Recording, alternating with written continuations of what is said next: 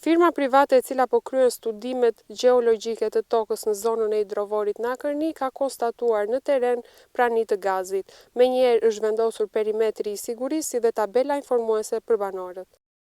Prani gazi, rrezik zjarri dhe helmimi, zone rrezikshme, mos u afro, qëndro larg, është kjo tabela paralemruese e vendosur pranë vendit ku është zbuluar prania e gazit në zonën e pyllit të hidrovorit Nakrni, rreth 1 kilometër larg aeroportit të Vlorës, duke ngritur pikpyetje mbi atë çfarë po ndodh në këtë zonë. Burime bëjnë me dije se zbulimi i pranisë së gazit gjatë vijës bregdetare është bërë nga një kompani private gjatë shpimeve për studimin gjeologjik të zonës. Mësohet se sonda e përdorur për shpim ka arritur deri në një thellësi prej rreth 70 metrash, ndërsa gjatë procesit është evidentuar prania e gazit. Pas konstatimit në terren janë marrë masa sigurie, duke vendosur tabela paralajmëruese si dhe shirita rrethues për të ndaluar kalimin e qytetarëve pranë zonës ku janë kryer shpimet. Burime bëjnë me dije se zbulimi i gazit është bërë rreth 10 ditë më parë, por deri më tani ende nuk ka një reagim zyrtar nga ana e institucioneve. Nuk dihet ende nëse bëhet fjalë për praninë e gazit natyror apo për një fenomen të përkohshëm nëntoksor. Vlen të theksohet se zonat kënetore njihen për vendburime të gazit natyror.